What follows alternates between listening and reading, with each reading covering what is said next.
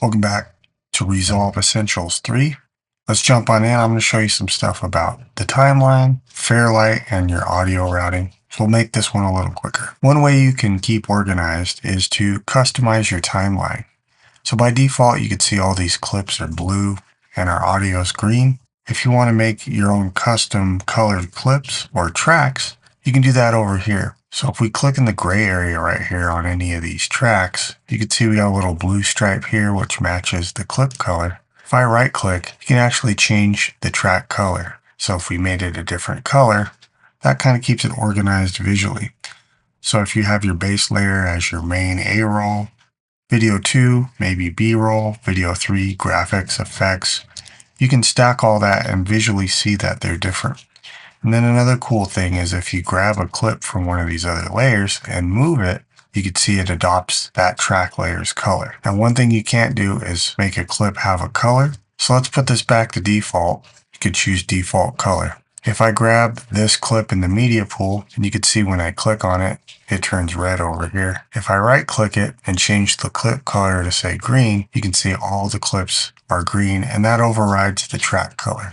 And we get a little indicator in the bottom left of the clip here. So if you make a clip a certain color prior to adding it to your edit, it'll stay that color. And people do that too.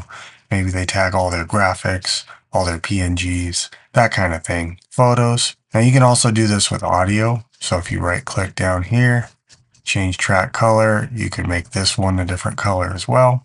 And that also carries over to your Farilight page.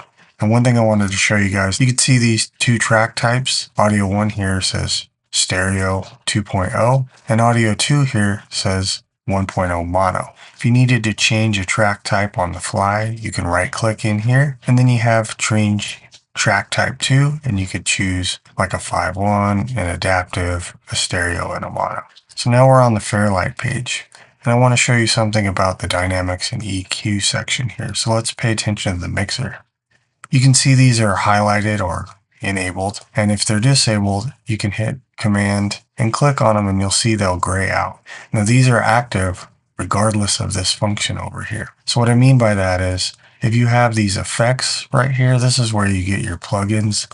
You can click and, add an EQ, add a channel strip, something like that. And now that's inserted on the signal flow of this track. Now this effects in, where you can turn that on and off, basically bypasses any effects you have, and you can have them stacked. And that's just like a master on and off. Whereas this little red slider right here just turns the individual effect off. Now these, the dynamics, which is going to be your expander, your gate, a compressor, and a limiter, and your EQs are going to be on as long as they're activated. So you can see these are grayed out. If we hit Command and click it, it turns blue. So you might think the effects in would control those, but they don't. These are just in line with the channel strip here. So let's listen to audio 2 here since I have this roll off EQ. I'll solo that out and we'll take a listen. Tell us about your career at the time. So if I turn this EQ off now, or maybe move this slider up, Where we were when we wrote the screenplay was different from when we... So you can hear that that's active. So you can see it's active because it's lit up blue. And like I said, you can hit Option and click on and off to bypass those if you didn't want to use them. Speaking of EQs, you can bypass everything here. There's a preset menu. Here's like a telephone effect. So this will sound like a phone call. Screenplay, we had just... And then you could save your own presets here, and you could also just reset everything to default flat. So that's how these little dynamic and EQ work. And you can actually get to these from the edit menu still. So you click on the little icon here right above the pan section. This is a new update. You used to have to go to Farilight here and click on this part of your mixer tool.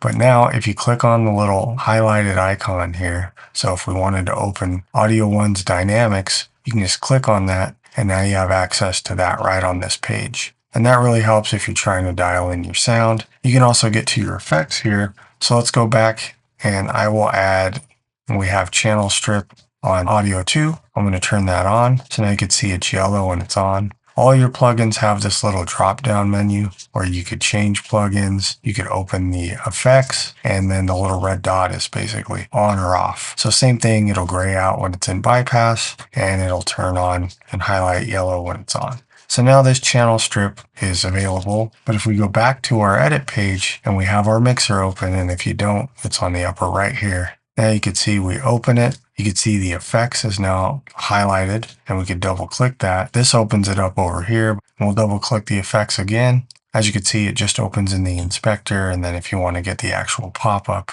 it's this slider here. So the EQ and the dynamics will pop up with your tool, but the effects plugins will not. But generally speaking, you'd probably just use your dynamics or your EQ. So that's a nice new feature that they added.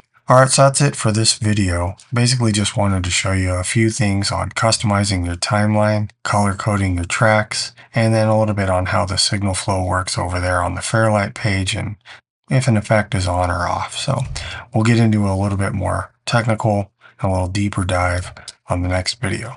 So thanks for watching, and I'll see you guys on the next one.